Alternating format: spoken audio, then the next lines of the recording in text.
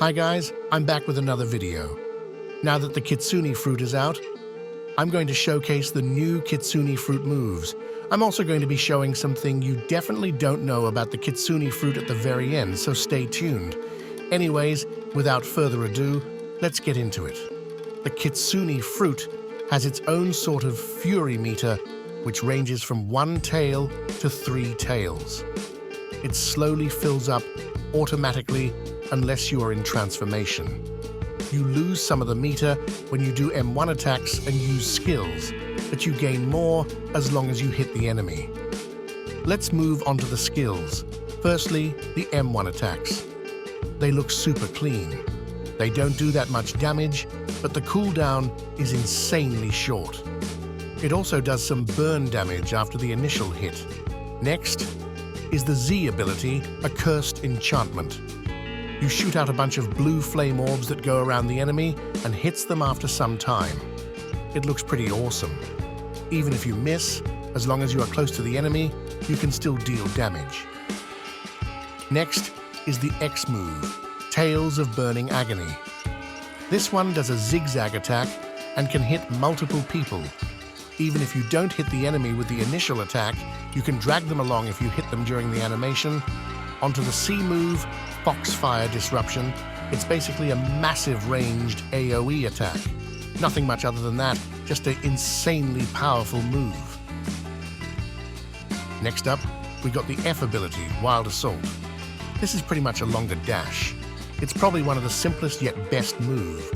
When you hit the enemy, you still finish the dash, but you do 3 M1 attacks at the end. Alright now, after you reach 3 tails, you can finally transform. I personally don't like the model much, but the animations are wild. Now that you are transformed, you move faster, your defense goes up, and all your abilities get a crazy buff. They all have larger hitboxes and more range.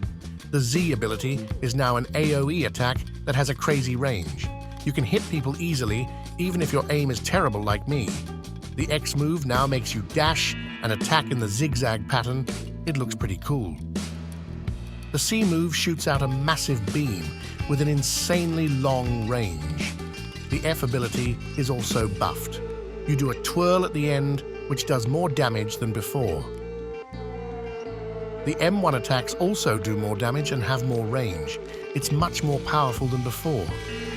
From here onwards are going to be the things you didn't know about the Kitsune fruit. I'm going to start with things you might know, but I guarantee by the time you get to the end, you won't know some of them. Firstly, when you transform all of your melee, sword and guns are disabled. So when you transform, don't rely on your CDK to run away when things get nasty. Next is that you can walk on water. During transformation, you can actually walk and dash on water, but don't stay still for too long since you will start taking damage. Onto the tail meter. You gradually lose meter after being hit during transformation. It does eventually stop, but if you keep getting hit, you'll eventually get forced out of transformation. Next is the M1 attacks. It actually forcefully moves the enemy in front of you, even if they were behind you when you hit them. This is going to be so strong in PvP since you can just spam this move while you are waiting for cooldowns. They also can't escape unless they flash step or portal away. On to the next one, which is about animations. When you are at 1 tail, the fox running animation isn't applied. I don't know if this is intentional, but at least you aren't a furry when you are at 1 tail. Also, when you are doing the slow walk with 3 tails, you have a completely different animation. Check this out. But you walk normally with 1 tail. That's it for this video. I'll be posting a video on how to PvP with and without Kitsune transformation later on, so keep an eye out for it. I'm also going to start YouTube shorts, so check that out too. Feel free to comment down below any questions you have. But other than that, I'll see you in the next video.